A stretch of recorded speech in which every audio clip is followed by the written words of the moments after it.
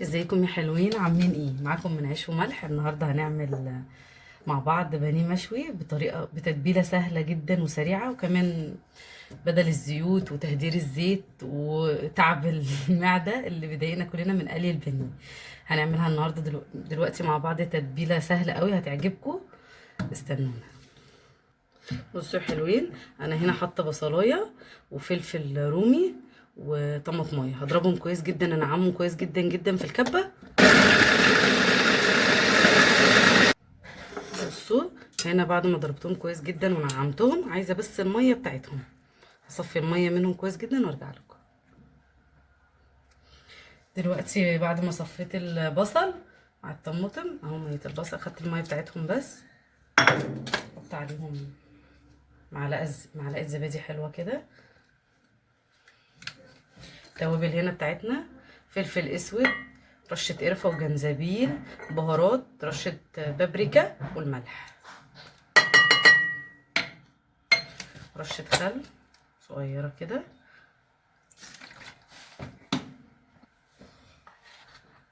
ومعلقه بسيطه كده من العسل الاسود. بسم الله.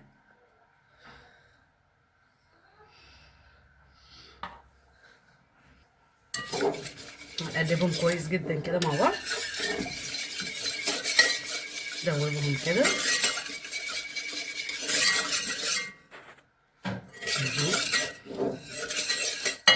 معايا هنا شرايح بانيه مغسوله كويس جدا ومتصفيه.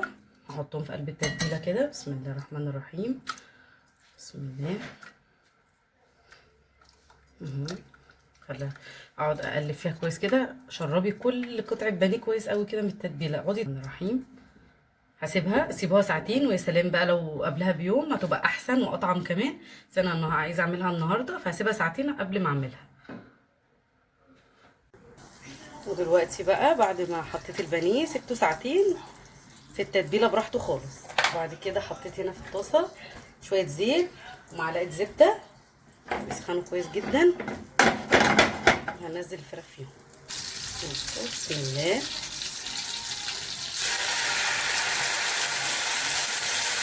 حطيت تتبيله تحفه بجد والله.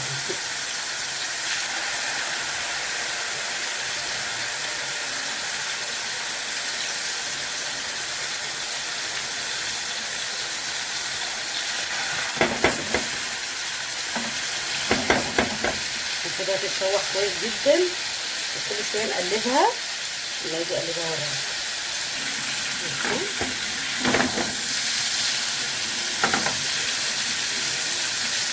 كل شويه نقعد نقلبها عشان ايه؟ ما تتحرق.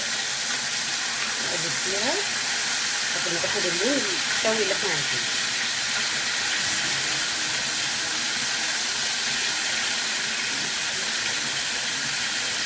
ريحتها فظيعه. برضه قلبتها تاني على الوش ده عشان تاخد لون الحلو اللي بدأت تاخده ده.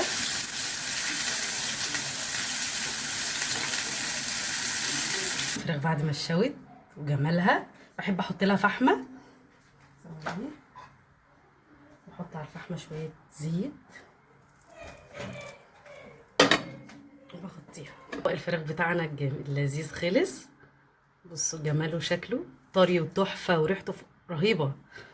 طبعا غدينا النهارده شرق عنب، بتنجان وملوخيه. ده بتنجان بس انا بحب اقليه في زيت وزبده كده. غدانا جاهز. يا رب يكون الفيديو كان خفيف ولطيف عليكم. لو عجبكم متنسوش تشتركوا معانا وتستنونا في فيديوهات جايه كتير. باي.